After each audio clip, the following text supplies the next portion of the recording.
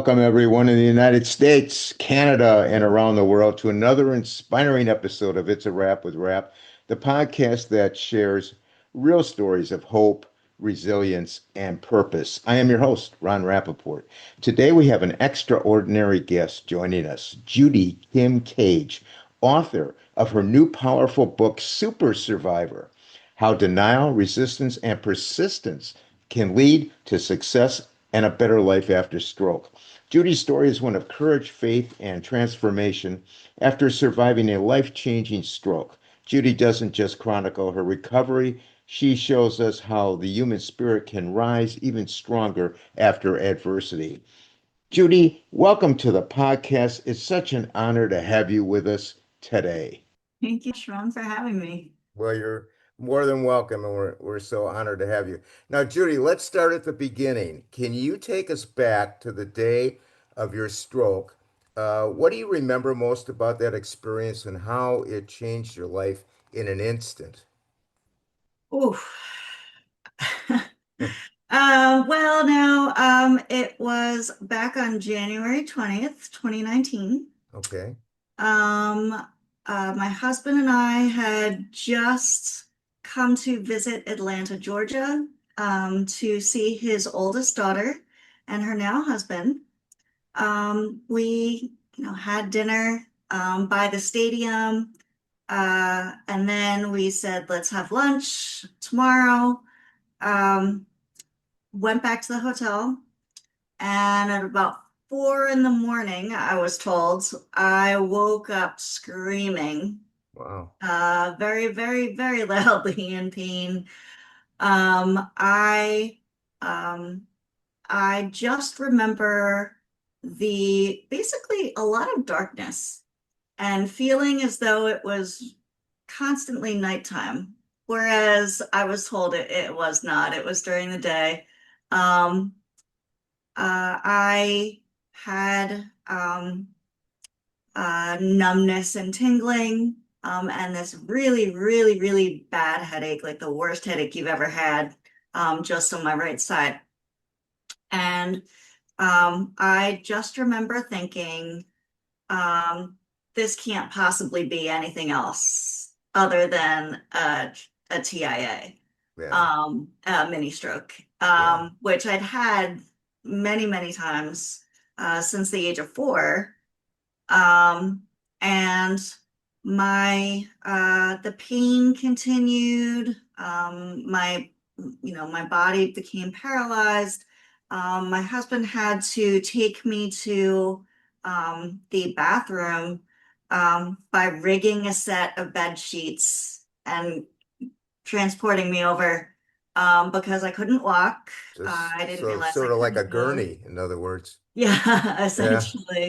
essentially. And I refused to call 911 or let him call 911. I said it couldn't possibly be anything else. I'm already cured of all my diseases. I had my surgery. I'm good to go. Yeah. And it turns out I was very wrong. But I, said I would absolutely divorce him if he called 911. It's such an ominous threat, of course. Yeah. And I eventually had thrown up so many times, and my headache didn't go away like it normally would. I called my vascular neurologist, then 911. He said to call 911. Yeah. We called them. Ambulance and a mobile stroke unit came by.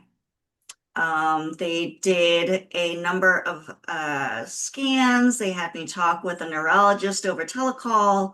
This was before the age of, the Zoom calls. Yeah. And and they said that I had a stroke, that I had massive, pressure accumulating inside my skull, that I would have to, um, of course, go to the hospital, but they gave Rich a choice to either scan me every few hours or to put a drain in my skull and to have me on a ventilator, essentially. Um, So we chose, or he chose rather, to have me scanned every few hours. Yeah. Um, and essentially, the next 3 weeks were kind of a blur for me. I remember a few scans, but I just remember the pain. It was this horrible pain of the blood soaking back into my brain. Yeah. Now, Um, I don't mean to make this about me in no, any sense, no, but I had the same thing happen to me because I fell down no. uh last year, like in January or February, and in June, uh I was acting strange and not remembering where things were and blah blah blah, and winds up uh, I saw my doctor who wasn't in, a PA was there, but she had neurology background, told me to go in and get an immediate MRI. And when I Mhm. got the MRI, I had a subdural hematoma. Oh my And the goodness. next morning, same thing with the pressure, same thing you Mhm. had. And I didn't have a choice. You know, they had to do the drain. They had to drill into the head and all that. So I know what that's like, and it's pure hell, to put it How long bluntly. were you on, or I guess under? Well, they put me under the next morning and they did the emergency surgery, Mhm. and I was in the hospital for like, I think 3 days, something like Oh. that. Yeah, probably didn't have the same amount of pain you did, but they said, had they not done the surgery, all that pressure against the brain would have just been Hmm. the end. So yeah. Uh, but anyway, before your stroke, Yes. what kind of life and career were you leading, and how was your health, and how did your identity or sense of self change afterward? I was a corporate nerd. I I was and still am a compliance director at Okay. um, excuse me, at Lument. Of course, the mortgage industry has gone through a number of changes Yeah. commercially.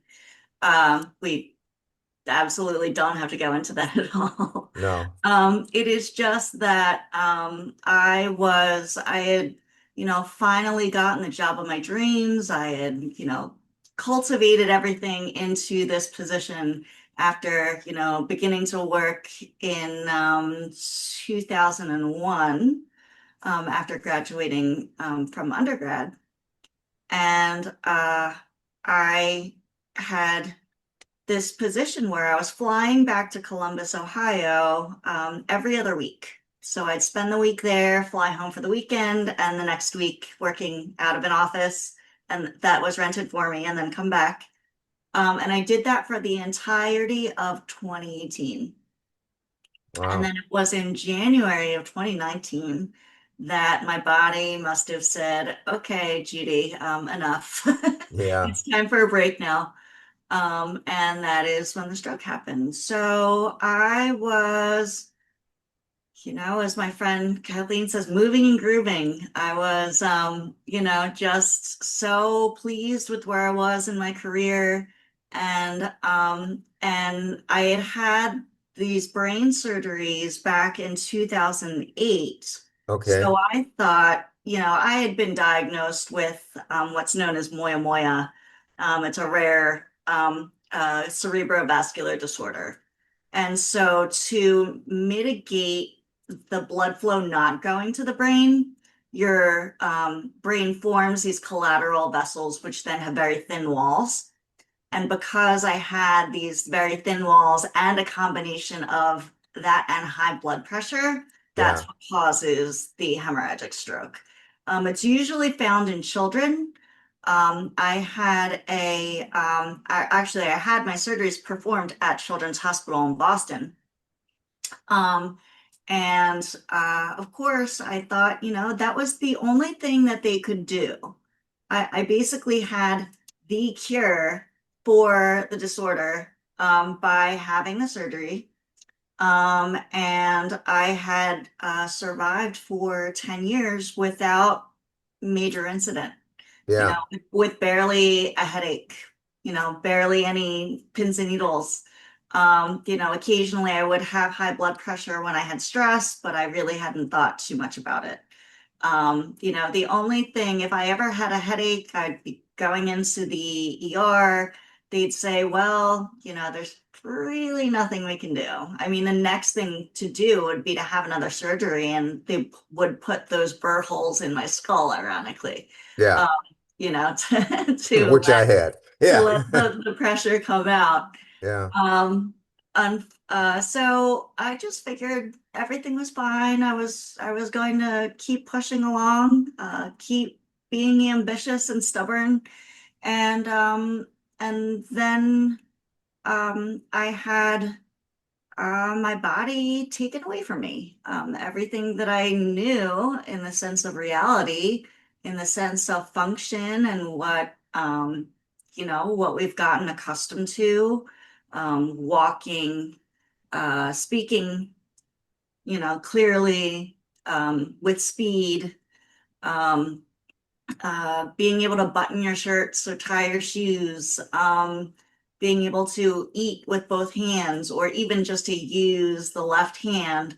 And for me, I also lost, I had left side neglect, which meant that I did not recognize things on the left side of my body or out in the universe. So Wow. I would run into door jams once I was Oh, in I my bet. Yeah. wheelchair. I would bump into the door jamb. I was sitting in a wheelchair, and my arm, because it had subluxed, it had fallen out of the shoulder socket. It was hanging down very low. They had an armrest put onto the wheelchair so that I could rest my arm on top of it. Because you couldn't And feel one anything, right? I couldn't. I couldn't. Wow. So I one day was sitting in my wheelchair, and I saw somebody out of the corner of my eye, so sitting so close to me, right in my personal space. And I thought, who the heck is doing this? This is so rude. Like, come on, move away, get away. Yeah. And then I realized that nobody was there. It was me. Yeah. This was my arm that I thought belonged to a complete stranger that was Wow. not attached to my body. And I think those sorts of things make you question reality. Yeah. The brain signals were not going quickly enough from my brain to my bladder. So I was wetting the bed. That was heartbreaking. Of course, I'm, back to normal. I just want to Oh, assure. yeah. No Oh, of problem there. course. I basically had to make a full stop. It was a question of, am I going to be able to walk again? Am I going to be able to get out of bed again? Will I be able to go home, see my dog again? Would I ever go back to work? Of course, I insisted I absolutely was going to go back to work. In my mind, there was no question. That was all I wanted to do. So you had a positive mindset right from the beginning. Or a stubborn one. Yeah, Yeah. most definitely. Yeah. If you were to ask my boss today, he laughs when I say, I know I insisted on going, that, not many people get to go back to work. No.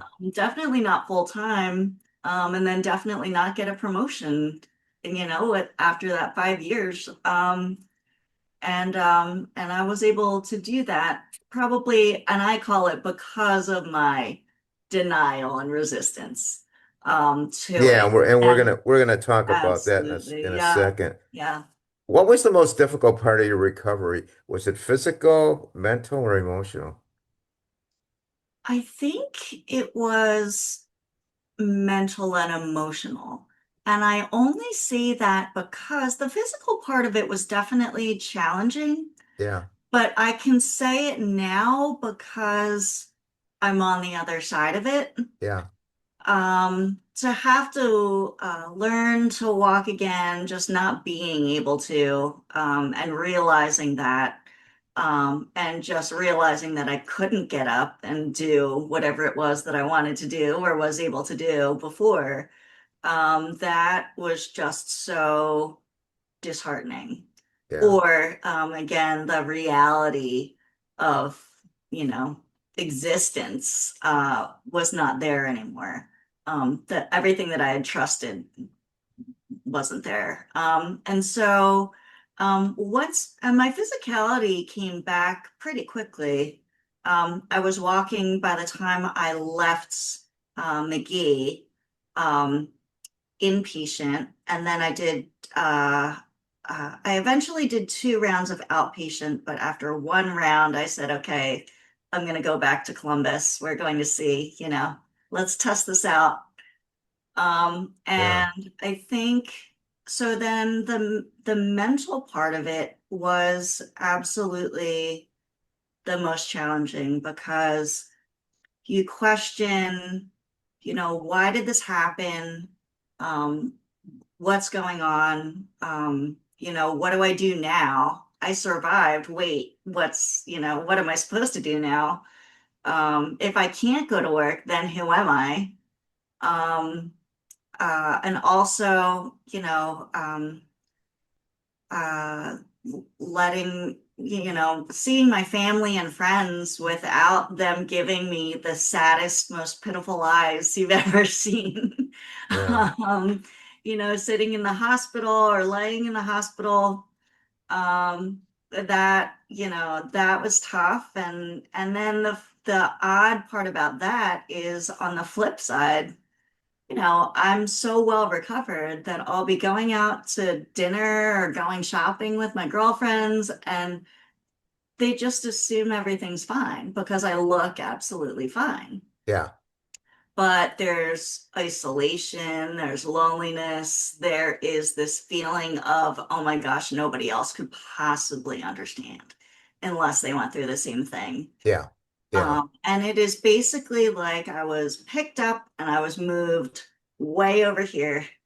And it was just, you had zero control. You had basically zero pride anymore. Well, You you had to know, rely on everybody to do everything, to help you. um, I again was stubborn, but absolutely. I didn't, I had CNAs washing my hair. I was, naked in a wheelchair in Yeah. basically what seemed like a gym locker room shower. Yeah. Yeah. Um, you I mean, know, that's and tough. That it's got to wear on you mentally. absolutely, yeah, Absolutely. yeah. Now, your book, Super Mhm. Survivor, which I read, it's a great book, great Thank read. you. Thanks. Uh, we're featuring it on the podcast and we're doing advertising for it. Uh, it's a great book and people re need to read it. But your book focuses on denial, resistance, and persistence as keys to recovery. So can Mhm. you explain to us how each of those help shape your journey toward healing? I think it is, and I don't necessarily lay it as clearly out within the text of the book, but when they talk about a stroke super survivor, they talk about someone who refuses to accept that their life won't be the same as it was before. Whether it was because their family relied on them, because their career meant so much to them, they just absolutely would not accept it, completely refused it, completely denied, and then worked towards, getting it all back. Yeah. Um, I was constantly in denial. I said, no, no, no, I am getting my life back. I talked to a number of volunteers and classes and students saying, I felt like I was at the top of my game and all of a sudden it was taken away. And, I honestly don't know what to do or who I would be without who I was. So it was, taking on having a pretty serious stroke, spending 10 days in the ICU and almost dying, um, and then losing all your facilities, but then it's basically being able to come back from a significant setback and to say, yes, I still succeeded. I still made it past. And yeah, it's maintaining the positive attitude. It is, I make I make jokes regularly about different things. I say, "Oh, I'm potty trained now. It's so great." Or, Yeah, we're you going back know, to the basics. Yeah, yeah, yeah, exactly. And or I would say, my left hand wasn't working, and I would say, once it would get some skills back, I would actually like give it a high five and I would say, yeah, "Yeah, evil twin, nice job, good work." And my therapists would, crack up alongside me. They'd call me a rock star. They'd say, Judy, usually we get screamed at because people are frustrated that they can't think straight or talk normally or, get dressed. yeah. Um, and so really, when I say it's denial and resistance, in my mind, it absolutely was. It was accepting way more or I guess making happen what nobody else would expect would happen. So it was a survival mechanism. Yes, yes. Absolutely. That's a great way to And, put it. and that was mostly in the early days. It is still now.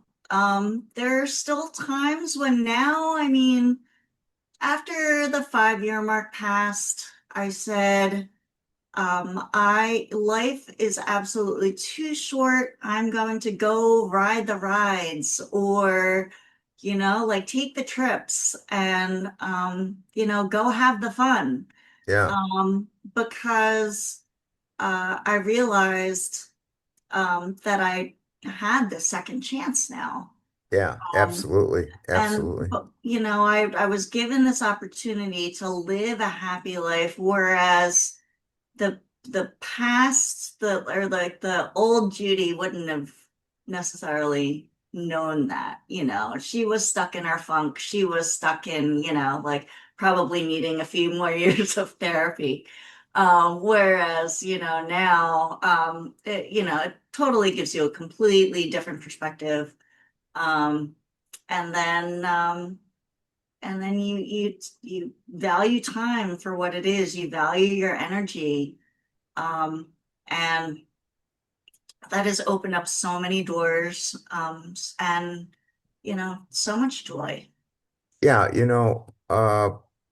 there's a saying here on this podcast. I'm a two-time male breast cancer survivor as well, and so my my mantra was instead of why is this happening to me, I Mm, said why is this happening for me? I changed it, and it did happen for a reason, and it mm, it it, it did open up, like you said, a perspective. Uh, Traveling, mm, seeing other things, you get a perspective of, hey, this isn't guaranteed. Every day isn't guaranteed.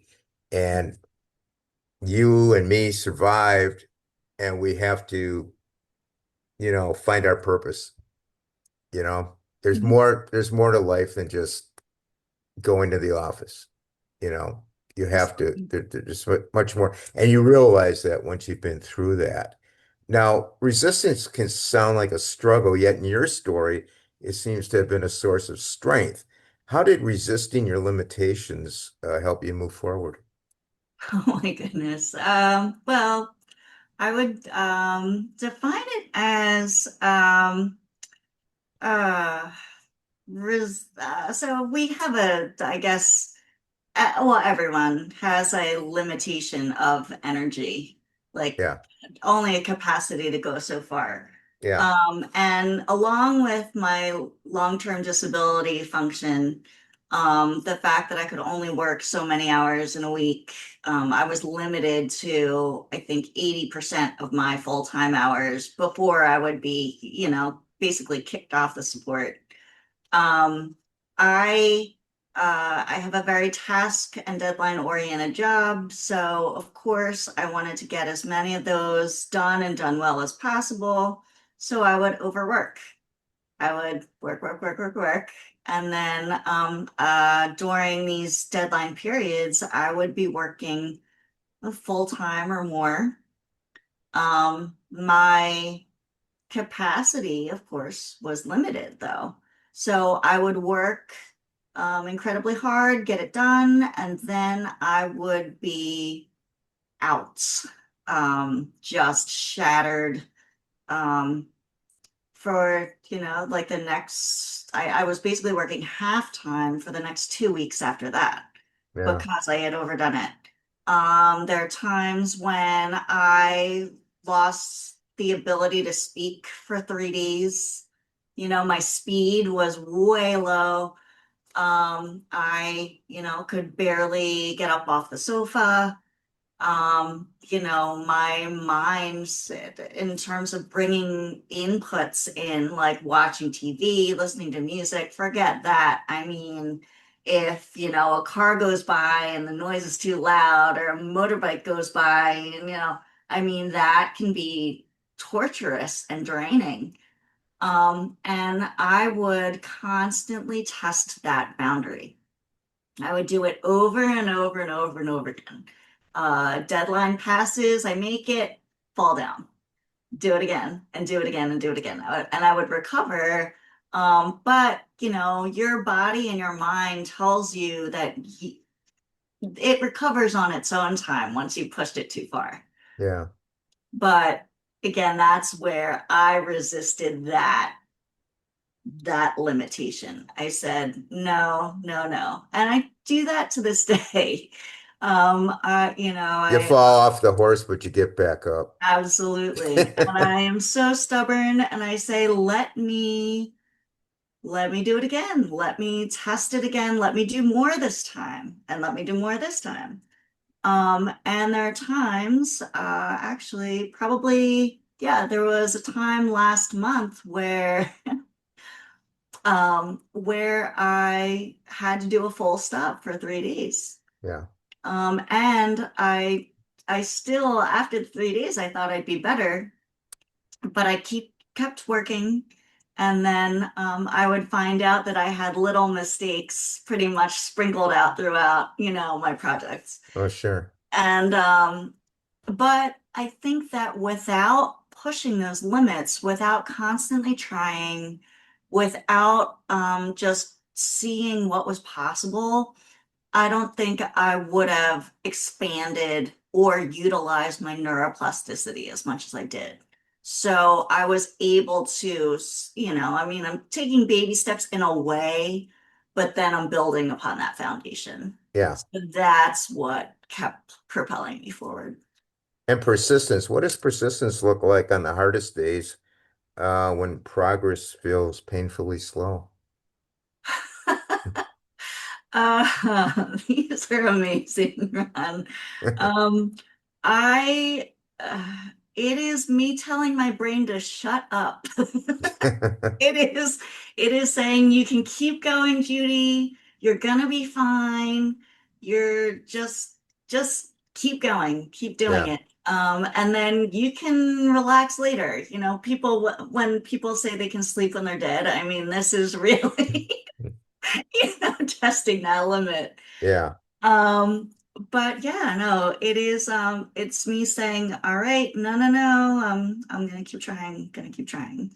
And it's usually to a detriment. I usually find out that I've had more errors afterwards. And then, either my boss is telling me, he sees me or he hears me, and he just hears it in my voice or he sees it in my eyes and he's like, Judy, shut down. And I'm like, okay. And sometimes I'm thinking to myself, I could still keep going. I'm He's like, probably got to be very I'm like, proud to have you. I mean, you're like the ideal worker. The ideal right? worker bee. The corporate soldier. Yeah, you're soldiering on. Who in your support system, such as doctors, therapists, family, or friends, made a major difference in your recovery? Rich was my absolute largest supporter. Rich, your husband, Rich, my husband, right? yes. My acute therapists were absolutely, and still to this day, are my biggest supporters.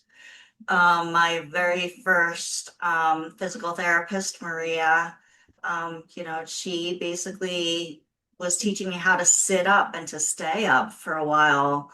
Um, Alex, her student, had basically taught me that I was not able to walk, and I had kept insisting that I could. And then my speech therapist, Maddie, my physical therapist, Heather, and my occupational therapist, Charlotte, they have all, I mean, I've told them about this project and they've been like, oh my gosh, this is amazing. How do you go back to work full time, get promoted, and then decide to write a book about the whole thing? Which And you did, so by the way. just, oh, to make them, I mean, making them proud is icing on the cake. Absolutely. But they have been so supportive, and they just give um just like the praise and enough um of the feedback that, well, Judy, you were funny and you could laugh through this, and that made you one of the great patients. And that was just so uplifting. I interviewed a fellow on the podcast who uh, tried to take his life, and he lost 70% of his blood, and he was in the ICU for a long time, and he had no support, Judy. When I say he had no support, he had no family support or anything like that. He had therapists, of course, and that kind of thing. But Mhm. uh, I said, how'd you get through it? You know what he said? Humor, humor. If it hadn't been for humor, he never would have made it. And you just said humor. Yes. So yeah, so that's a good lesson for everybody out there listening. If you Uh, can't laugh at it, I mean, then what are you going to laugh at, right? At yeah, that right. point. What advice would you give others who are in the early stages of recovery and feeling hopeless or defeated? What would you tell them? Um, through my peer mentoring, have encountered a number of patients that have still been in the hospital and they are in those early stages, and I get emotional thinking about them. I It is a tough thing because every stroke is different. You want to tell people that, hey, I mean, I was able to get there. That's Yeah, great. But that situation is not, as a constant. Um, right, right. and but I would say your body will recover, your mind will recover in a way that it chooses. Okay, You can test it. You can, like maybe brush your teeth with your opposite hand, your non-dominant hand, and try right. to do things that, keep connecting your neurons. And once you get through your, doctor and therapist prescribed therapy, you can start experimenting and doing things on your own, which you will know, gives you feedback. But your body, if you, the positive self-talk is, it's coming out more and more. If you're negative about something, if you say you can't do it, then chances are you're more likely that you can't do it. Yeah. Or if I say, Judy, your brain is a piece of crap, like, or, um, sorry, I'm It's getting, going to be a piece of a little crap, feisty right? there, but yeah, okay. But what you're saying, I guess, in a roundabout way is Hmm. for the people out there who Yeah. are feeling, hopeless or whatever, you're giving them hope. And please be kind to yourself when you're recovering, Right. because the kinder you are to yourself, the more likely it is that you will, when the environment is friendly, that's when your body will respond. Um, Right. So what inspired you to write Super Survivor? Was there a specific moment when you knew you needed to share your story? There were a couple of things. One was the whole survival rate of a hemorrhagic stroke being so low, basically being 26.7% after 5 years. So I said, wait, I basically only have a third of a chance of making it to 5 years, which is, how I would interpret it. But, learning that wasn't the case. But making it to the 5 year mark, and all of the people that I did meet, all the people that have come up to me have asked me about, you know, um, any issues, whether they're having neurological deficits because of age or, because of, chronic illnesses that they just were undiagnosed with. I've learned a lot from going through my own difficult diagnoses. Hmm. Um, and I think everyone seeing me being so physically able, like there's nothing wrong with me, and just continuing to treat things that way. Um, it kind of amazes me. They say you can never judge a book by its cover. You absolutely cannot. But how do we shake people out of that? How do we create additional awareness? Or, how can we improve the lives of people who don't know that they can ask or are afraid to ask for accommodations or even to say, hey, I'm having a tough day. Can you help me? Yeah, And hopefully there's going to be a little more understanding out in the world. absolutely. Did the writing process help you emotionally or mentally? How Oh did my putting your gosh. journey into words affect your perspective? Yes, yes. Well, a few months after the stroke, I had started a blog.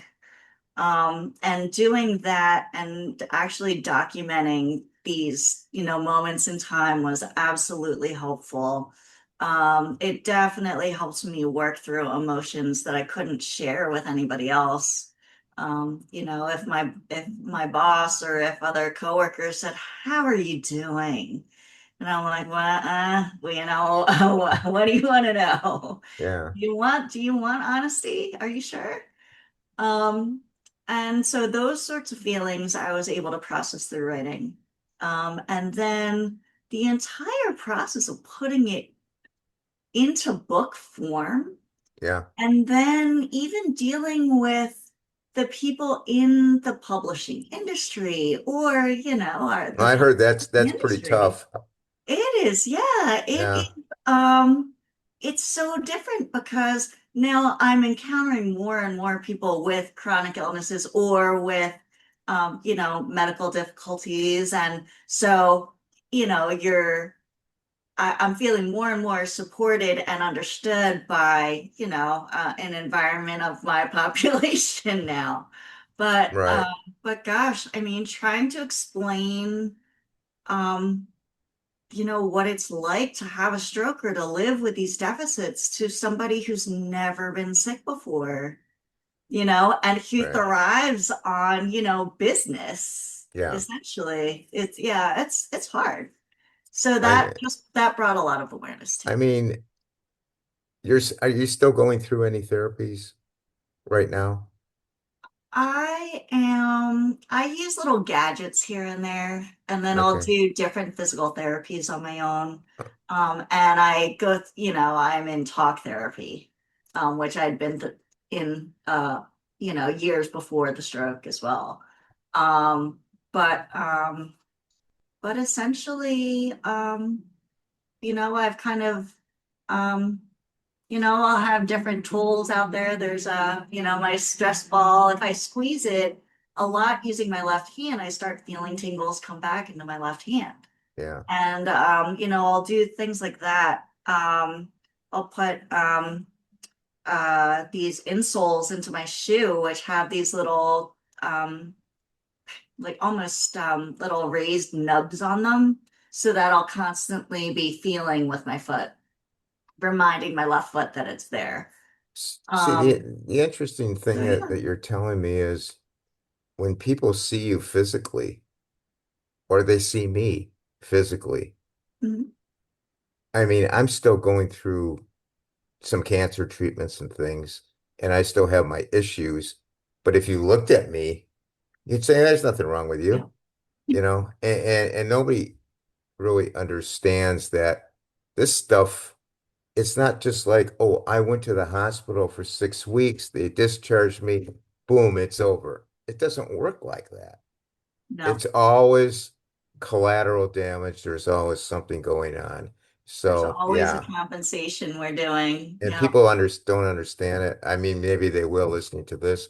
They'll get an idea at least that, even though you got discharged doesn't mean it's over by any means. Yeah.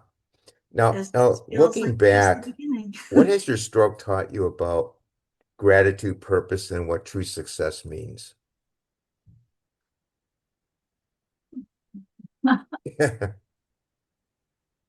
These are so heavy. Well, No, they're fantastic. I'm trying my best This is here. one. No, no, no. I love being asked these questions actually, but they definitely bring up the emotion. Yeah,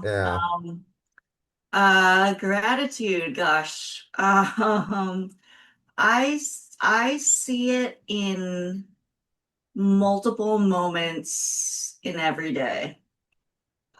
Things that I never would have necessarily been grateful for. Now walking out into the fall air, for instance, and feeling, the air fill my lungs, and just seeing the sun out and seeing the leaves change color. And sorry, I don't know when this is coming out, but um, no, no. it's just I kind of have these glimmers and I'm in awe. And I do something as simple as cross a street at a green light, and I make it across the street when it's still green. And I think, wow, this is amazing. I wasn't sure if I could ever be out in public, do this, drive again, Right. eat again, pick up my niece again. Um, and I think there's so much gratitude in that. And in the fact that, yes, I did survive it all. Um, uh, and that it just flows so easily now. Yeah. It And you truly you didn't does. have that perspective before all this. No, I no. mean, you wouldn't I have been mean, sitting there watching the sun come up and the leaves falling, be like, oh, can I get You back to bed now? uh just a quick question. Before all this happened, were you physically active? Um, not in the way that people are usually. I mean, I was not a fan of the gym. Okay. You know, every so often I would, get on a certain kick and do like P90X or, like start I mean, doing so you something weren't a else. But marathon oh runner heck no, no, no, or no. And lifting and that's weights or any of that stuff. and that's why I wanted to try to run Broad Street in Philly, which was, 10 miles. I said I couldn't walk, so now I'm going to run 10 miles. And that's when my doctor said, yeah, maybe that's not such a great idea. You And might so want to I, start a little, maybe a and then I 5K picked or something. different goals, and I knew I would pick a lot of different goals, Yeah. and that was also another building point. Going to music school and taking piano lessons again, or just picking up, a paintbrush, Yeah. things that I wouldn't have thought, but that now absolutely bring joy. So, Judy, you do mentoring of stroke patients. Tell us about that, a little bit about what you do. Sure. Um, it's funny because not funny, but the majority of patients that I see have all been referred to me through McGee Now, uh, McGee is located where? in Philadelphia. Okay, so you live in Mhm. Philadelphia? I do. Mhm. Okay. Um, I also attend the stroke support group. So after, peer mentor and stroke group training, they the program pairs you with um, patients you could have commonalities with. Okay. For instance, some are interested in going back to work. Some, like one in particular was also a young stroke survivor. I was 39 when I had mine. He was 40 when he had his about a year ago. Um, there was another patient who actually had moya moya. Wow. And but there are plenty of times when I am turned away. They'll say, Judy seems like a great person that will, be a great mentor for this person. But then they say, well, one, this person wants somebody who's had children so they can, relate. And Yeah. I do not. My dog is my baby, but he doesn't count in this case. Well, I count them. Uh, I love dogs. I had a dog. and then, but yeah, no, I mean, I'm basically turned away because people say that I'm too healed and they don't want to be discouraged, or I'm not the best example because if they don't see me struggling, then they can't really relate or think that, I'm like too far out of it in a lot of ways. And so I completely understand that. Sometimes I'm like, really? Why is this a double-edged sword? It doesn't sound all that fair because you can give them a lot of insight even though you're at your stage where you are. But anyway, that's just my But not thinking. everybody wants it either, though. I mean, I remember being a patient and being asked whether I wanted to have a peer mentor. Yeah. And I had one, and she had spasticity in her hand and arm that had formed 3 years after her stroke had happened, and Yeah. enough so that she couldn't shake my hand. Uh-huh. And I had said, I was looking at myself and doing a comparison, which of course, is never what you're, supposed to do, but naturally, I guess is what you do. And I said, well, wait a second. I'm still in the hospital and I'm doing way better than she's doing. I'm like, how is this going to help? And she, broke the news to me that I would lose my driver's license. Um, yeah, no. So, but I remember thinking like, no, no, I'm not ready for it. I don't think I'm going to want one. But then I said, you know what? Let's do it. And then there are plenty of people who, have been presented with me as an option. or another, mentor as an option. And they say, no, we really don't think so. We're not ready. We don't want to hear what's next. We want to either find out for ourselves, or we would prefer to wallow in what we're feeling right now. Well, I mean, it is what it is, but at least you're out there and you're helping somebody, Trying, right? So you have to trying. take it for what it is. It's you're doing a good service, and you'll help who wants your help, and who doesn't want your help, hopefully they'll get help somewhere else. The other thing, and I had mentioned this in the book, is that, when I first got out of the hospital, when I couldn't listen to other people's stories. I just preferred to read them because I'm too much of an empath sometimes, and Yeah, soak in all the emotion. And the first time that, during that peer mentor training that I heard about these other patients, and how they had their strokes, we all sat around the table and cried for each other and for ourselves. Um, and I just preferred to read it in a book. I preferred, not having to deal with yeah. the emotion that comes with it. So I could Under, totally understand how other patients would not want that. can you briefly tell us what you found the healthcare system's response to post-trauma patients needing care is, and the issues involving long-term disability for these patients?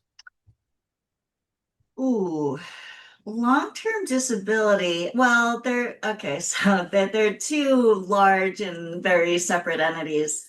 My husband happens to work for one of the largest health insurers in the country. Okay, So wait, don't mention any names. yeah, I know I won't. No, no, no. We won't say which. Um, but I had the gift of having that medical director tell me or tell him where I should go for therapy. Made the best recommendation. Not everybody gets that, but very, very rare, I would think. And and so and then the insurance care, once you're in acute therapy, they reevaluate you every week. And Every so week, wow. they say it was every Tuesday that they would meet, my team would meet and decide how much longer I would need to be in therapy, or how much it would be helpful for me to be in therapy. So it was like finding that out. And after the first week, finding out that it was going to be another 4 to 6 weeks and getting so mad about it. Um, and so because of that evaluation and because of that never ending, you know, possibility of you being there into perpetuity, that was kind of disheartening. Yeah, Then once you're allowed to leave, it's like, yay, but then it's like, oh, wait, hang on a second. Now I have to go back out into the real world. This is yeah, scary. Here, let me go back and visit the people who understood what it was like, because nobody else does. yeah. Um, and then in terms of long-term disability, gosh, that I think I mean, I understand that many of the claims are denied. it is, well, because there's so much medical gaslighting. But then also, I think there have been plenty of times where, and like we had mentioned, if you present well, if you present normally, and like nothing had ever happened, Yeah, then why can't you work 40 hours a week? Why can't you go back to work full time? Why can't you, not have any accommodations? You yeah. know, why aren't you just like everybody else? And so, for in my case, it was, why did you work full time? And then why can't you? Why are we still paying you, hundreds of thousands of dollars over years? Why? Right, Let's, cut you off. right.